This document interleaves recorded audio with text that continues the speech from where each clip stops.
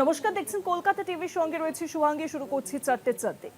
বিজয়গড়ের বাড়িতে রাহুলের মৃতদেহ বাড়ি ফিরল কফিন বন্দি। ইতিমধ্যেই সেই দেহ ফিরেছে। বাবিনের দেহ রাহুলের বাড়িতে সহকর্মী অনুরাগীদের ভিড়। রবিবার সমুদ্রে ডুবে মৃত্যু হয়েছিল অভিনেতা রাহুল অরুণোদয় বন্দ্যোপাধ্যায়। বিজয়গড়ের মায়ের সামনে রাহুলের দেহ বাড়ি থেকে সোজা নিয়ে যাওয়া হবে মহাশ্মশানে। দেহ রাহুলের বিজয়গড়ের বাড়িতে উপস্থিত অভিনেতা আবির চট্টোপাধ্যায় সহ সকলে উপস্থিত হয়েছেন। ইতিমধ্যেই টলিপাড়ার শোকের ছায়া। গতকাল যে খবর সামনে আসে, মেগা সিরিয়ালের শুটিং সময় নদীতে তলিয়ে মৃত্যু হয়েছে অভিনেতা রাহুল অরুণোদয় বন্দ্যোপাধ্যায়। কেওড়াতলা শ্মশানের পর তাকে নিয়ে যাওয়া হবে শেষকৃত্যের জন্য।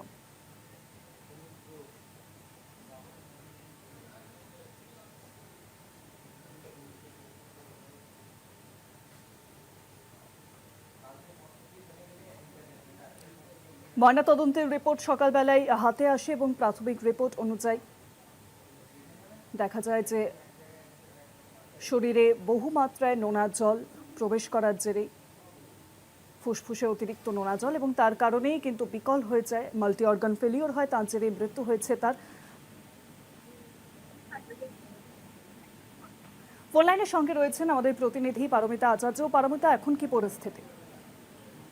দেখো শুভ্রাঙ্গী, এই মুহূর্তে রাহুল বন্দ্যোপাধ্যায়ের দেহ তার বাসভবনে রয়েছে। তার ঘরে নিয়ে যাওয়া হয়েছে, কারণ সেখানে তার মা রয়েছেন, প্রিয়াঙ্কা সরকার রয়েছেন, তার ছেলে সহজ রয়েছেন। নিরাপত্তার খাতিরেই তার নিথর দেহ ওপরে নিয়ে যাওয়া হয়েছে। সেখানে শেষবারের মতো তাকে দেখছেন তারা। এবং নিচে, বাড়ির নিচে অগণিত মানুষের ভিড়। পাড়া প্রতিবেশী থেকে শুরু করে টলিপাড়ার তারকারা প্রত্যেকেই এসছেন। প্রত্যেকেই এসে তাদের কাছের বন্ধুকে, প্রাণের বন্ধুকে, কেউ পাড়ার ছেলেকে শেষবারের মতো দেখতে এসছেন। আমরা যেমনটা ময়নাতদন্তের প্রাথমিক রিপোর্টে জানতে পেরেছি, প্রায় 1 ঘন্টারও নিচে জলে ছিলেন রাহুল বন্দ্যোপাধ্যায়, এবং যার ফলে তার ফুসফুস দ্বিগুণ হয়ে যায় এবং ফুসফুস এবং খাদ্যনালীতে বালি আর নোনা বালি পাওয়া গিয়েছে।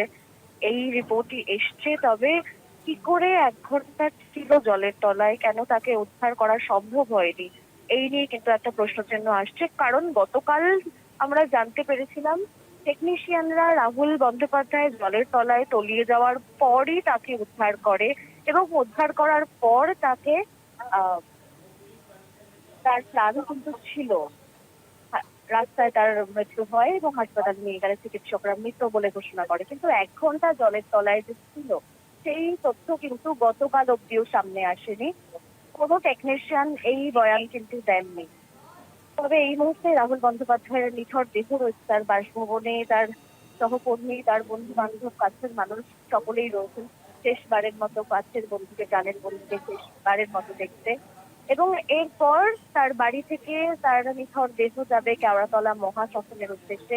সেখানে শেষকৃত্য সম্পন্ন হবে এবং অরূপ বিশ্বাস মুখ্যমন্ত্রী মমতা বন্দ্যোপাধ্যায়ের নির্দেশে গান স্যালিউট দেওয়ার আর্জি এনেছিলেন, কিন্তু প্রিয়াঙ্কা সরকার না করে দিয়েছেন।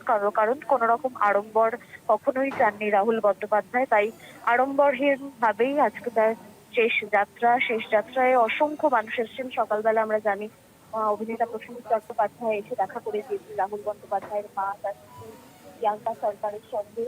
এবং তারপর এক এক করে শ্রাবন্তী চট্টোপাধ্যায়, সাহেব ভট্টাচার্য, সাহেব চট্টোপাধ্যায়, অরূপ বিশ্বাস রয়েছেন, ফেডারেশন সভাপতি দেবলীনা কুমার, সৌরভ দাস, প্রত্যেকে আরো যারা তার সঙ্গে কাজ করেছেন, যারা তার সঙ্গে কাজ করেননি, প্রত্যেকেই এসেছেন। এবং এখানকার রাহুল বন্দ্যোপাধ্যায়ের বাড়ির ছবিটা এখন একেবারে আলাদা।